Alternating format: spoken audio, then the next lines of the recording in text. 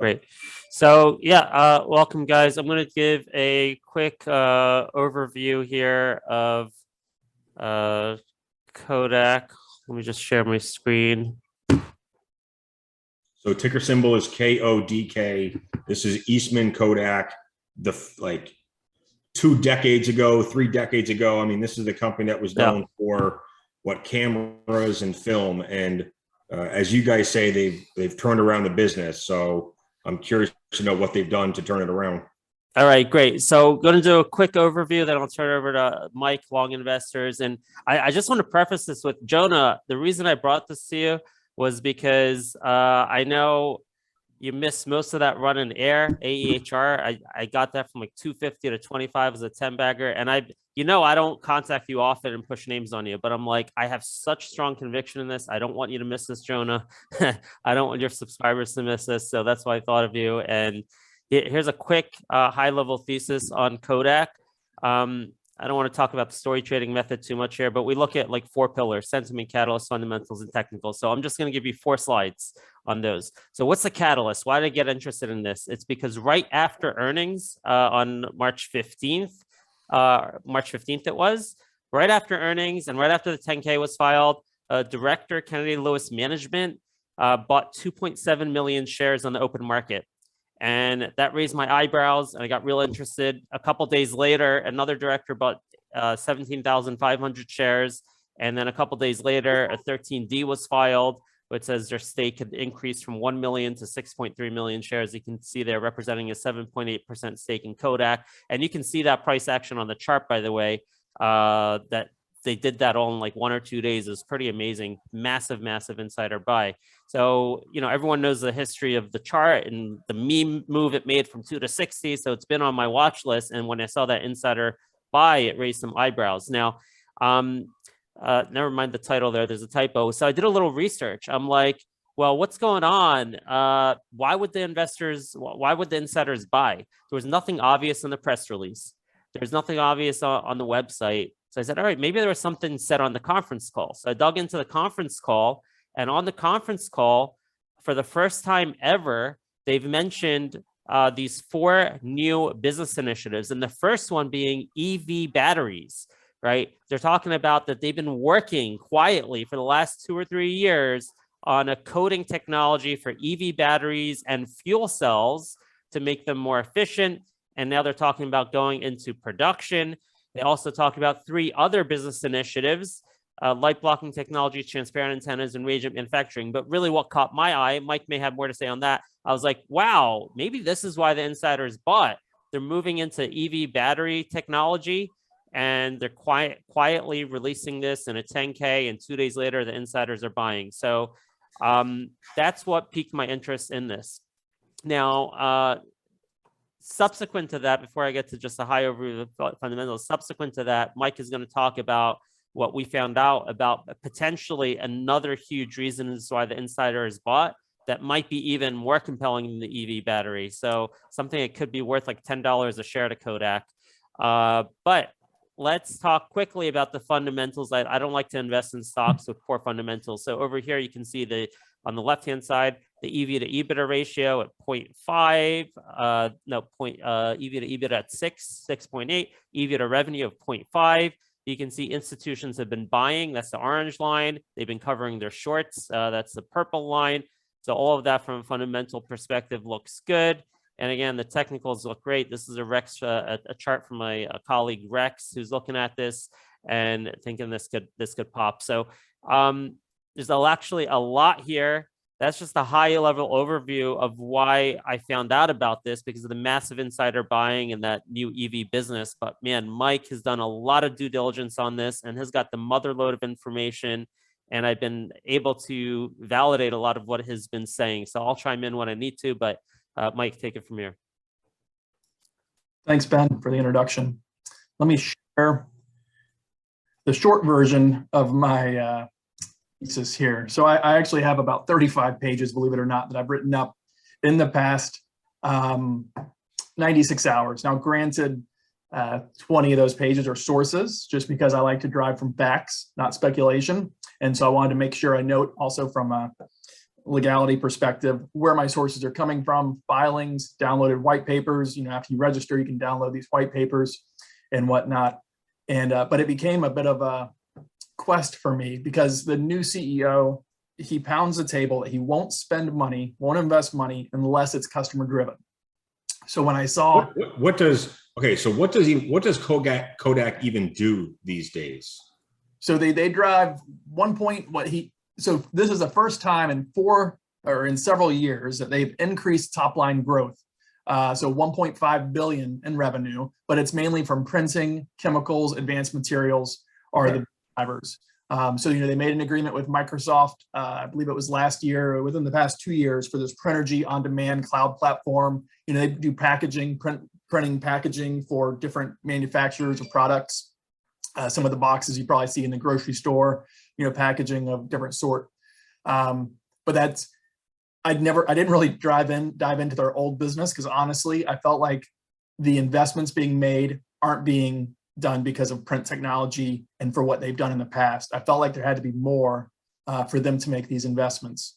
And I'm looking at the fundamentals right now, and way back in 2005, which is as far back as I can go on ticker, they were doing $14 billion a year in revenue back then.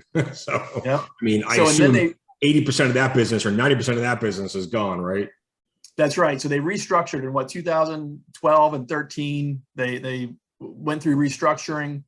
And, one of the questions has been what remained after that, after the restructuring. I mean, this is, they've had land since 1890. They've got 1,200 acres up in Rochester, New York, at this Eastman Kodak plant or business park. They've got 10 million square feet of business space. What all remained after that restructuring? But again, I was more focused on these investments and what's driving it right now all of a sudden. So, last year I also noticed that the founder of Paychex, so that was what Tom Galliano went in on $100 million with Kodak.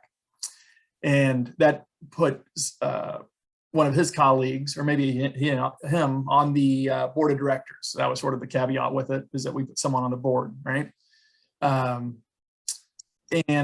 when Ben first reached out, said, hey, there's been a lot of insider buying. And then I noticed EVs on the 10K, but I thought, how about that crypto? So Kodak did like this crypto stuff back in 2018 or something. And it was sort of a charade and it seemed like dart throwing and promotional and what else. And that's been the main bear thesis. Anytime I mention something on Kodak, I get back, remember when they tried crypto? If you look back at it, it's new leadership since that time. So, and this is a story, this is actually why I started diving into it, because I realized that everyone's just saying, sort of like GameStop back in the day, which I hate meme stocks, but I'm just saying they are focused on the brick and mortar aspect of that, not really realizing that Microsoft made an investment in GameStop and taking it online and everything else. But they, made this investment, put somebody on the board, and these people, the insiders, just bought a bunch of shares. So why? Would it be the EV stuff, or is that just sort of gimmicky? I wanted to get to the bottom of it as far as if that was just sort of a gimmicky type thing. But again, the old CEO seemed to do the dart throwing and seemed to be the promotional type of person. Jim, the new CEO, is sort of flying under the radar. I don't see PRs. When did the new CEO come in? So was it 2019 and 2020, around that time? So he was, I think, on the board, and then he became the CEO at that point, right around 2019, 2020. But is complete opposite from what I can tell from Jeff Clark. So he's just disclosing things on filings and whatnot, versus I don't see PRs out there for any of this stuff I'm going to talk about. I don't really see any PRs. So here I just quickly go through the investments that I saw, so it's $15.48 million. That's all in this past month. So some of these four new business initiatives that Ben just mentioned, I mean, has the company been talking about those, in like during the quarter or on the conference calls after the earnings report? So I don't think anyone joins. I looked at the transcript of the last earnings call. There was no Q&A session that I could tell. I'm not even sure if anybody's on there. I don't think there's any analyst coverage. I think people have off the company, which is again why I'm actually getting into it, because I'm using it as an opportunity. Right. There may not be any analysts covering it, because back to ticker, I'm looking right now and there are no estimates for Kodak. Right. I mean, there's no numbers for 2018, 19, 20, 21, 22. I mean, does this company actually generate revenue right now? 1.15 billion. So I'm just surprised the ticker has no numbers for them recently. That's weird. Yep. Sure. No, it's all. That's one of the reasons I love it. That's what intrigued me and why I feel. So this is where I've, over the course of the 25 years, I've had my most success in turnaround type stories, when the sentiment is actually very bearish because they feel, that it's a turnaround type story and people are stuck thinking, that they're picturing old leadership, or they're not realizing the pivot. They're not seeing reading the filings because they don't care anymore about Kodak. So they don't take the time to even look at the filings. Now, when you say restructuring, did they go bankrupt? They did. So they declared, it went through, formal, back in 2012, 2013. Okay. So here we go. And here's where KLM, so that's Kennedy Lewis Management, which is an insider affiliated management company with that raised their stake to 7.8% again here in the last month. So some of those just triggered, like, why would they be investing in Kodak 100 film? I grew up in the 80s, and it just didn't seem to make sense that 100 million from Paycheck's founder, and then now this. So here's the. So I'm looking up Kennedy Lewis Investment Management.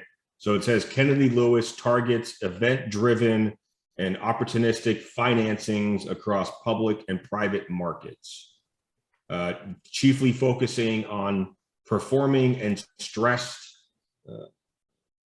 Hold on, let me do another page. Stressed investment opportunities in the U.S. The firm's strategy regularly focuses on middle market companies facing disruption, whether it be cyclical, secular, or regulatory related. Kennedy Lewis also partners with high growth companies that are themselves causing disruption, providing structured capital solutions to fit their needs. I'm just wondering what kind of a track record they have, or what other investments they might have gotten into in the past that panned out well. Do you guys have any idea? Sure. I haven't dove into that, but that is definitely something to. I've been tracking down so much of the developments as far from a technical perspective that, and this all just has happened in the past 4 or 5 days. So yeah, I could also say that Kennedy Lewis Management is a big debt holder as well. Like how much is it? There it is, 225 million loan. So they're both a debt holder, and now they bought that equity in the open market as well. So I'm looking at their recent 13F filing, and it looks like, so Eastman Kodak, it looks like it's their second largest position. Their first largest position is F45 Training.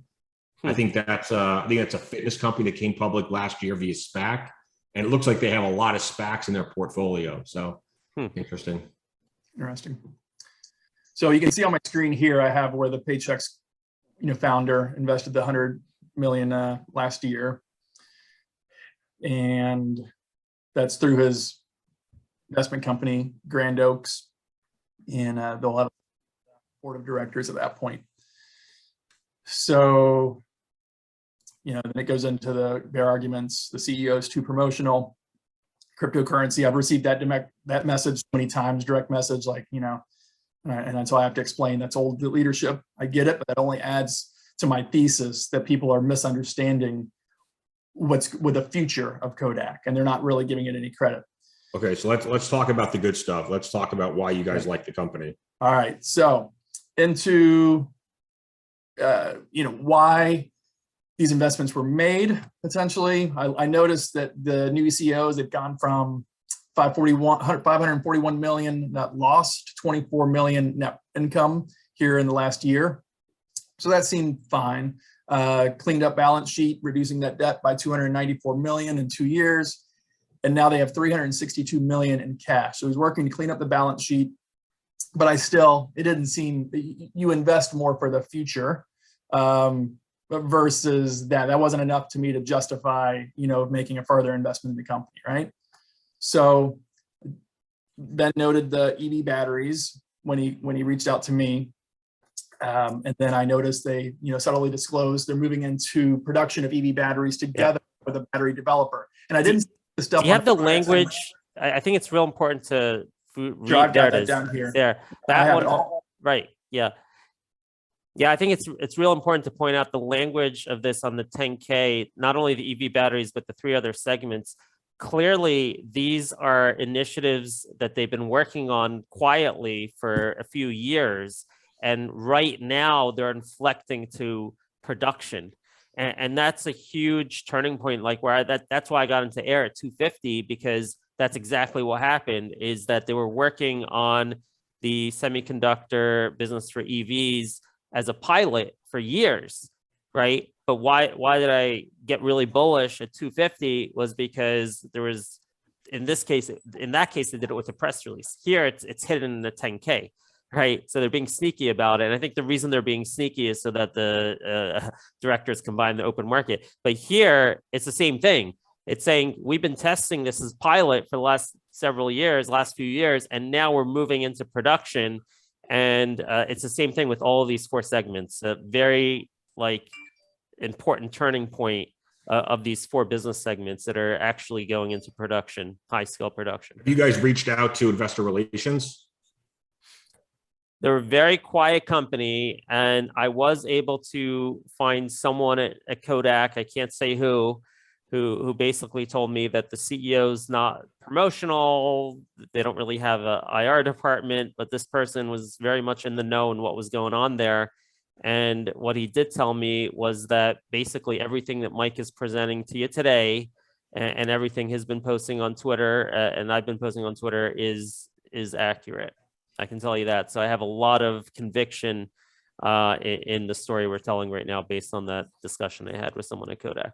So I'm no expert in production of EV batteries, but is this something that they be doing themselves in their own facilities on their own land and then selling to the large automakers or OEMs? You want Mike? me to? Yeah, go ahead, Mike. Yeah. So, the EV batteries, they have coating facilities, right? So they have coating facilities there at Kodak, these machines that coat the different components that go in the batteries. With the chemical, right? This is part of their chemicals business. So a lot of people don't realize in terms of film development, there's chemicals related to that. They have like a chemicals business and they have like 100+ years in chemicals experience. And that's where that coating is coming from. They're coating the batteries and also the fuel cells with some sort of chemical that makes them more efficient, right, Mike? It makes it more efficient. It makes it last longer. It makes it, what's the coating do exactly? Yeah, as far as that, I think there's an article on Google on that. Yeah, I'm not good. I feel like I'm not qualified to even probably speak on that part. Yeah, I can more talk about what's here. So yeah. would they be selling this coating to other battery manufacturers? So here's the deal. I mean, you'll see here. So I wanted to also first, before I move forward, I wanted to note that this wasn't on the prior 10K. So if this had been lingering on past 10Ks, just sort of like this activity out there, I wouldn't have really paid much attention to it. It wanted but now that they're moving to production, from what they say, that's the only reason I can think that, okay, why it wasn't on last year's 10K, but it's on this one, is that now it's becoming more material type of information that they need to disclose, right? So that caught my eye with a number of these initiatives they're working on, is that they weren't on the prior 10K, but they're on this one. And to why? They've noted they're going to production. So that to me was significant. Let me just answer Jonah's question. I think that this is part of the manufacturing process. They're just coating it. From what I saw, Mike, I think you may have seen this too. I think they're coating it inside their campus. This is why I think Plug Power is probably one of them with the fuel cells, because Plug Power has a campus there. So yeah, if you go down to this slide here, you can see Kodak's storied coating capability is being used for energy storage devices ranging from lithium-ion batteries to fuel cells and new, more efficient solar panels. Attracted by Kodak's coating services, several energy storage companies have located to Eastman Business Park in Rochester, New York. Kodak is aggressively expanding its service offerings and seeks to hire more than 100 new employees. Right. This is not on Kodak's website. This is a great find. Enterprise, their business, the business page for Rochester. So do you guys remember back in 2020, and I just pulled up the chart because I forgot exactly when it was, but back in July of 2020, the stock for Kodak I mean, literally went from $2 a share the day before or the week before up to $60 a share. 1,000% more. Yeah. Was it because some of this stuff started getting rumored around? No. So that was a government loan that was under the Trump administration. They were as a $746 million loan, roughly, I believe, to produce pharmaceuticals, right? Related to. Okay. And that, but coincidentally, insiders had purchased shares soon before that announcement, had option grants and whatnot. So it quickly, insider trading, stuff started being discussed, Attorney General, and that didn't work out, the loan. Needless to say, they just walked away from that and didn't touch it. Oh, okay. So, but that caused a spike but to me, that's a little bit part of my thesis in that at that point, everyone thought Kodak was dead, right? So I don't think it was necessarily the $746 million loan. I think it was just, wow, there's actually life in the company. So people that weren't paying attention to Kodak and whatnot, thought, okay, there actually might be life. So I think right now, people are, of course, feeling the company's dead. No one's reading filings. No one's looking at it. So I think they'll be caught off guard again, which is using this as an opportunity. And actually the market being down this week has been great as far as I'm concerned, because it's just sort of added fuel to the opportunity, in my opinion. So I've been, full disclosure, I'm a shareholder. You can see in the 10K here, over the past several years, Kodak has been using its pilot coating facility to work with battery developers to coat materials and substrates for energy storage batteries and fuel cells. Note the fuel cells, you got Plug Power that moved in nearby. And then based on commercial opportunities, Kodak is assessing full-scale production capability. However, in another spot, I don't know if I included that here, but it said under current activity, they're moving to production with one of their battery manufacturers, which was noted. And so you have these several other that are in pilot studies. At what point when they come out of pilot and then move to production, who knows? But I was at least encouraged they're moving to production with one, for sure. So noted that, and here, so hiring 100 new employees, that sort of had me scratching my head and wanted to dig in farther. And then here's some of the job recs that I found. So I thought if they're hiring 100 new employees, there has to be job recs out there, right? So I started looking around. Sure enough, job recs. This facility will provide high volume production coating services to manufacture a critical component used in assembly of batteries for the EV market. And then another job rec. This is a startup opportunity serving the electric vehicle market. Come join us and be part of the transformation to clean energy. And again, I'm thinking this is Kodak film, Kodak 100 film I grew up with. There has to be where were these job postings posted?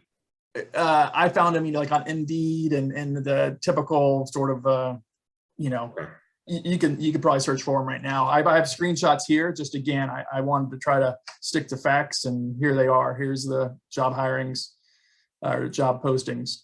But that sort of ties back to looking to hire 100 new employees, which that's coming from the Rochester economic, which, they're always trying to boost their city and bring in, they have these tax credits and advantages for these businesses to come to Rochester. So it's good for them as well. All right. Then I noticed a couple statements in the 10K about transparent antennas. So if the EV batteries wasn't enough, this to me actually is more intriguing as I dig into it than the EV batteries. I know Ben loves the EV batteries. He's all about that. This to me is even more interesting. So they mentioned in the 10K, they're working with multiple customers in several market segments at different stages of the commercialization process. Transparent antennas. So they're making a modest investment in manufacturing infrastructure in 2022 to meet the needs of RF antenna customers. So remember Jim, new CEO, he doesn't spend money unless there's a customer or customers driving it. And that's sort of what kept me going, assuming he was being honest about that. It kept me diving into white papers and everything else, trying to find what customers are driving this.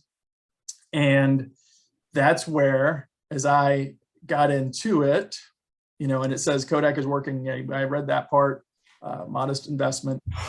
Come to find out, there's patents out there with them and General Motors. They're using, so HRL Laboratories was founded by Howard Hughes way back in the day. And Howard Hughes then turned it over in, I guess, 1997, it went to Boeing and General Motors. It's jointly owned in an LLC. in 1997 by Boeing and General Motors. So it's 72 acres out in Malibu, California, this huge, beautiful campus, whatnot.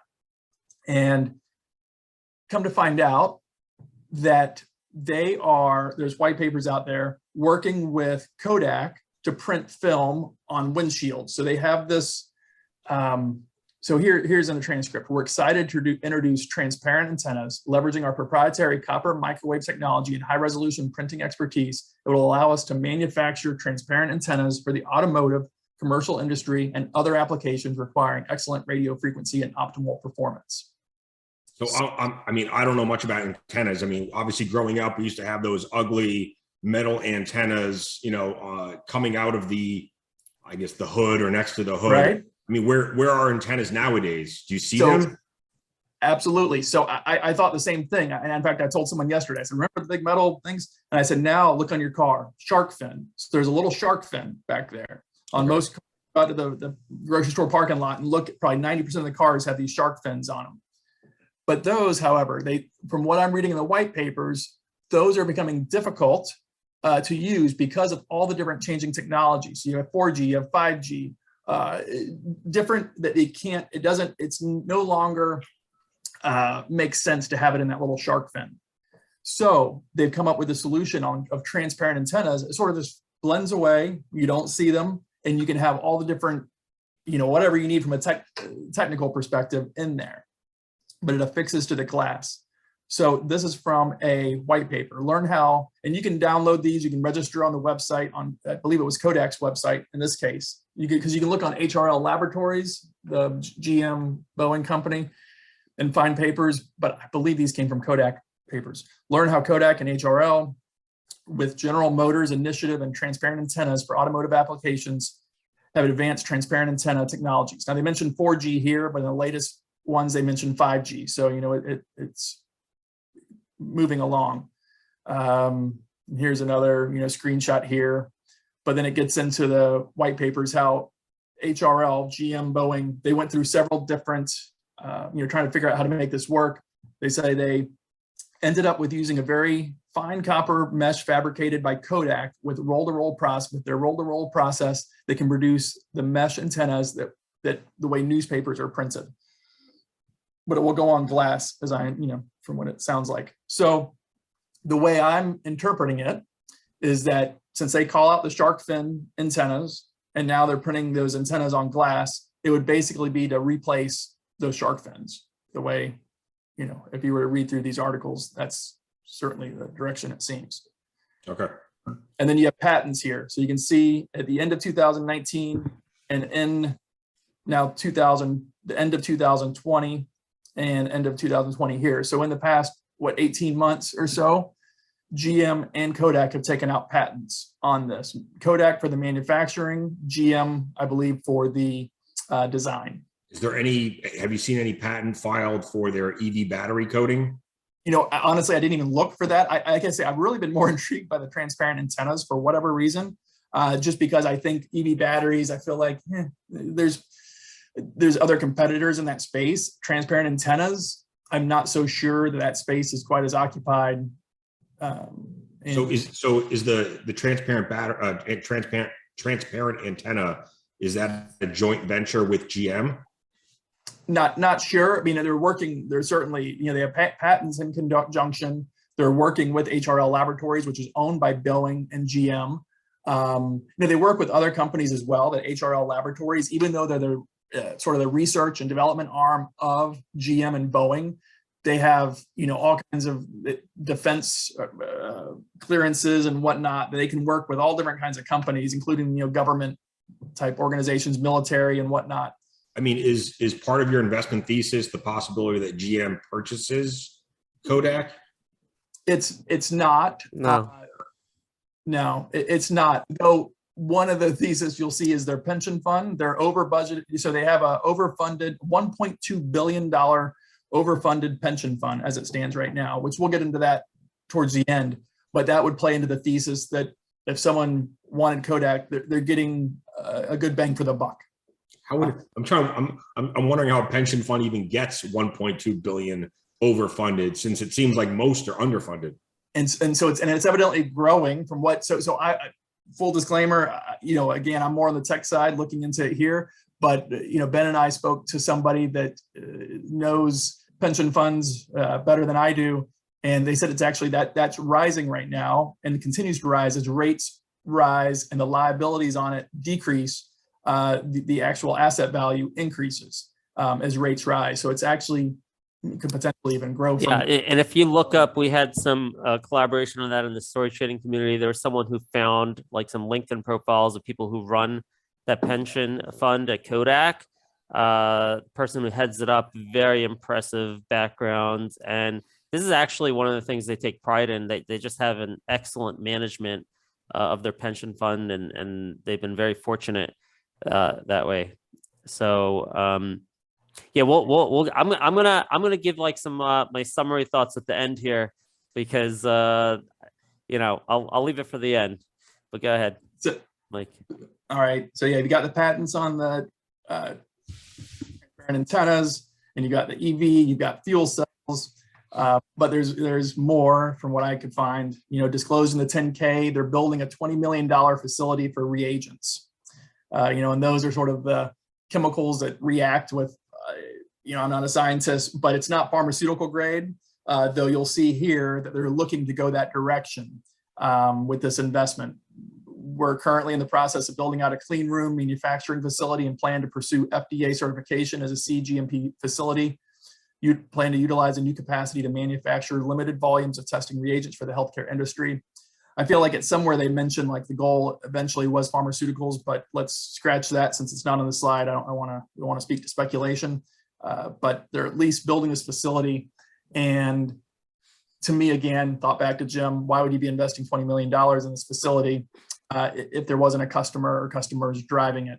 And, I don't see a PR out there for this. It's sort of just in the transcript of the call that I'm not sure who was on it, and then in the 10K. And then you have this light blocking technology that they're making an investment in. So I found an application out there on the Rochester Economic Development website for, it looked like it cost around $4 to $5 million for it to build out this facility for light block treatment of various mediums, mainly fabric, it sounds like. It's using their KODK product. And this was on the prior 10K.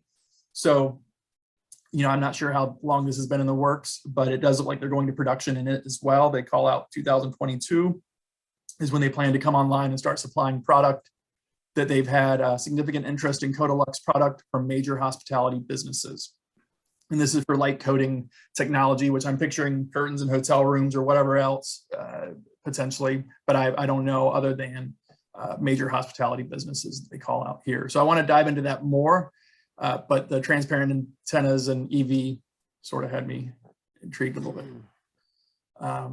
So primary thesis is above, however, people started reaching out to me on direct message saying, hey, do you know that they have this overfunded pension plan out there, $1.2 billion?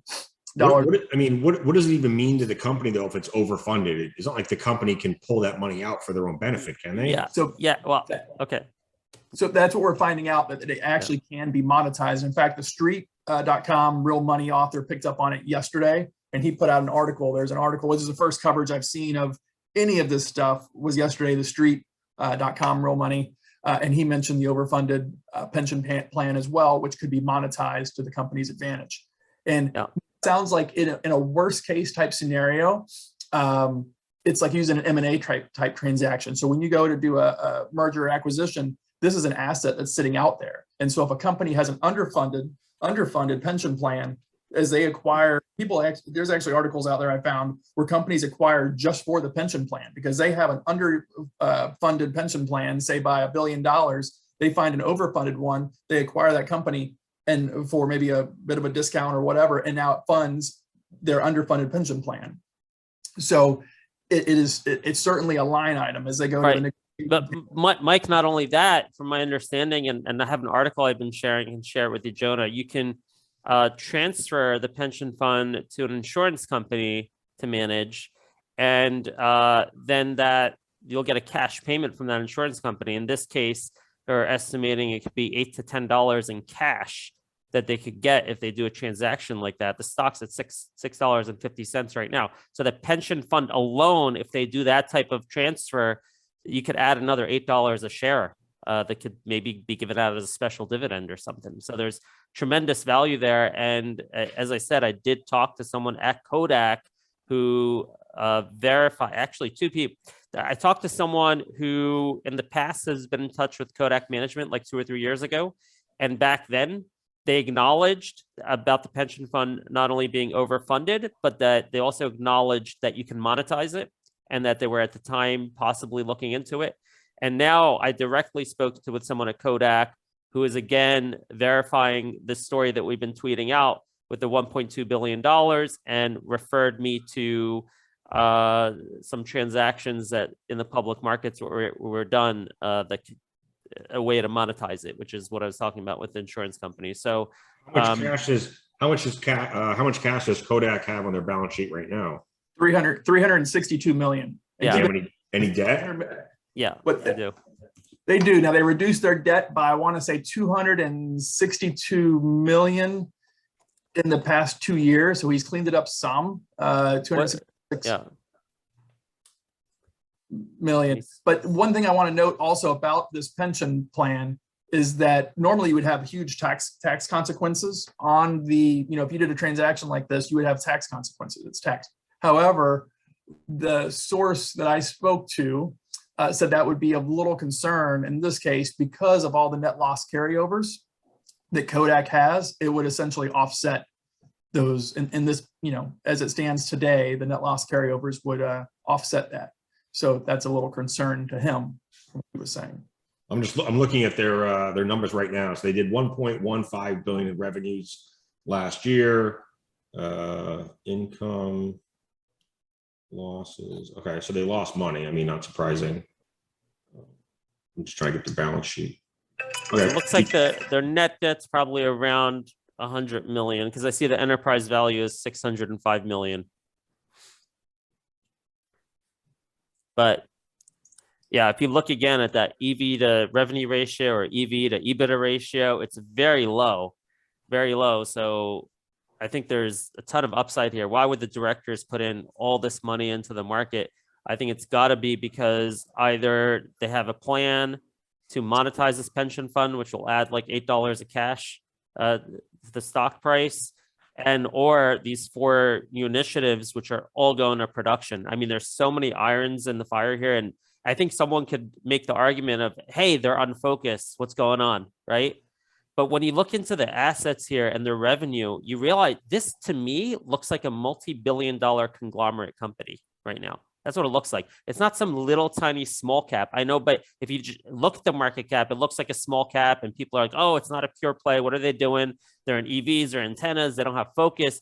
But if you look at their revenue and you look at the pension fund and you look at their real estate, which is massive, and you look at all these initiatives they're doing, this is not some little micro cap or small cap. It's trading like it is, but it's not. This is a multi-billion-dollar conglomerate business, which I think could unlock its value this year and be trading at like $15, $20 a share or more. So I think that's how you justify that. That's the answer to the critics who say, oh, they're not focused. Is it EV or is it antennas? What's going on? Well, it's all of them. This is a huge company with a lot of resources. Well, they still have to prove that they can monetize those new initiatives. Well, I think that's what the 10K is about, right? The 10K is saying they're monetizing it now because they're going to production. They're going to production. They've been tested. They've been piloting this for 2 or 3 years. And the fact that they're only releasing this now, specific language that it's been piloted before, and now it's going into production, followed by the massive insider buys, I think that's all the evidence you need to know that these 4 initiatives are about to create real money coming into the business. So if they're going into production, we don't know yet if they actually have signed contracts, do we? We do. The 10K speaks to it, right, Mike?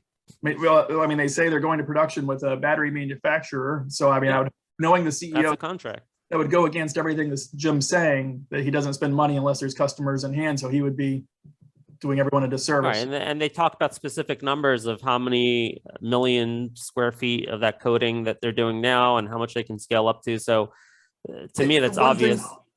One thing I noted is I like to sort of look into the floor of a company, but especially in this market, volatile, what's the floor? So I look, it's a $500 million market cap company, right? 505. They have $362 million of cash. They have this $1.2 billion overfunded pension plan, which from what the sources say could be monetized for 800, roughly plus or minus $800 million. So 362 million cash, 800 million net from the, if they decided to monetize the pension plan. And then you have these assets, property assets that aren't on the balance sheet correctly, because they're from 1890 or something. So you have 700 acres, from what I can tell, on the Eastman building or Easton property website, Rochester Eastman Park website. It says Kodak controls 700 acres and 10 million square feet of office space. Well, if that's been on the balance sheet since 1890, it's been depreciated so much over time that it's not exactly reflecting today's, I think they have like 170 million out there or something for property, but it's not going to be reflected accurately, that piece of land, because it's been depreciated over time. Yeah. What is the value of 700 acres with a railroad, power plant that generates electricity, chilled water, with a 36 million gallon wastewater treatment facility daily, treating 36 million gallons? There's a lot going on. Now, they don't own the, what I can tell, they don't own the utilities, but I'm looking at that asset and thinking that's not really on the balance sheet correctly. In today's market, it just seems to me, again, I'm not a property appraiser, but it seems like that's an asset as well. So I looked at the $300 million in cash. I looked at the 800 they can net potentially from the overfunded pension plan. And then I looked at 700 acres that they're collecting $15 million in rent from tenants. So you have On Semiconductor that's moving into Eastman, the Rochester Eastman Kodak Park. Got it. You have Plug Power Cycle moving in there. You have Plug Power moving in there. Now, I don't know if those are the tenants of Kodak, but Kodak, regardless, has tenants. There's articles out there talking about how they collected $11 or $12 million in rent revenue in 2020, and that the CFO expected to collect 14 to 15 million in 2021. So going, we're increasing by about 30% over year on rent payments. And so that is generating rent. So it would seem to be a decent asset as well. Yeah, so, and I want to add something very intriguing about that real estate, Mike, is as we noted, Plug Power is there, and they have that probable relationship with Plug Power for the manufacturing of the EV batteries, but also in that that's hydrogen fuel cell. That's fuel cells. The fuel cells. I'm sorry, but also in that article you pointed out from that regional newspaper, it said that the tenants are being attracted to that campus because of the services Kodak is providing, and that totally matches a statement from Kodak somewhere else. I think it was on their website or the 10K, that Kodak actually looks for tenants and brings on tenants that they can have a synergistic business relationships with, right? This is not some little microcap $500 million company. They have this massive campus and they're attracting On Semi, Plug Power, and they're doing business with them, right? So it's just an incredible, massive asset, which speaks to, and I think it bolsters this idea. You take that, it's not only an asset, but it's a business practice, right? It's part of their business plan to bring on all these huge companies and do business with them on their own campus. Combine that with the pension fund and everything Mike's talking about. And to me, again, $1 billion plus revenue. This is not a micro cap or small cap company. This is a multi-billion-dollar company, which should have 10 analysts on it, but it doesn't, because everyone's written it off for sentiment reasons, right? They've written it off because they think it's an antiquated, film processing company, and no one's paying attention. And I think Mike's thesis is correct. Just like they were caught off guard when the thing went from 2 to 60 because, oh, Kodak is relevant. They can manufacture pharmaceuticals. I think the same thing can happen here very potentially. And when people realize that, oh, Kodak is not a little company, they're a multi-billion-dollar conglomerate with all of these businesses that are just going into production right now, and maybe they monetize the pension for another $8 a share. I think this is a stock that could go crazy this year. So how many shares outstanding? 80 million. I think 70% of that is institutions and insiders. So I think the float's pretty low. Let me just see. I should add, I also noted that Amazon is moving in by Kodak as well. They're investing $50 million, Amazon, in the past year to build out something there in Eastman Kodak Park. Yeah, about 70% is owned by institutions and insiders. Actually, maybe a little bit more at that stake. It may be closer to 73 to 75% because I think that recent transaction is not in the data I'm looking at right here. So, the float might be something like 25% of 78 million, something like that. It might be like just 19 to 20 million. I'm trying to find the number in their quarterly filing, but they don't make it easy. None of these companies do. Yeah. Okay.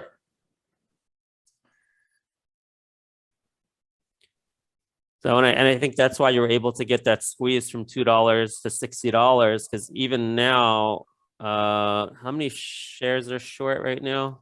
Yeah, I was just going to look that up.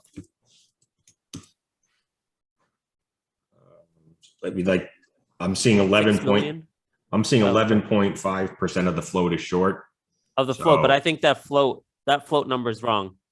When I calculated the flow as much, I see 6 million shares shorted, 6.4 million shares, but I think the floats are closer to 20 million. So this service that I'm looking at, and this is shortsqueeze.com. So yeah. I mean, I don't know how I've used them before, but I mean, they certainly could be wrong. They're saying I've seen that 11% number, but it doesn't add up for me because institutional ownership is 55% and insider ownership is probably around 15% now.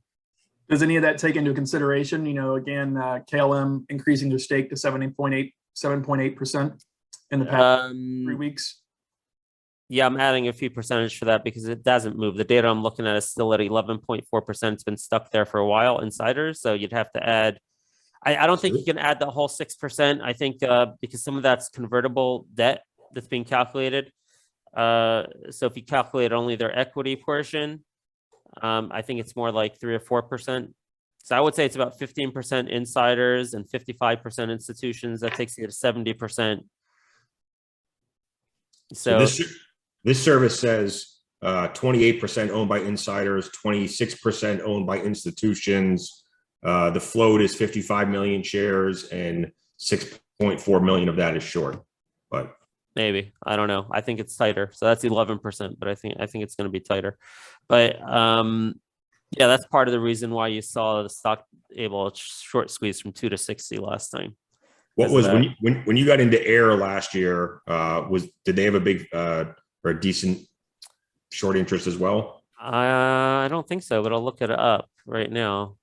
That stock basically we just moved off of the fundamentals, or yeah, that was all fundamentals. It went from 250 to 25 in 4 months. And the short interest on air, no, it was percent of shares outstanding short. No, it was very low. It was like 2 or 3% when that move started, and now it's 8% as it's going up.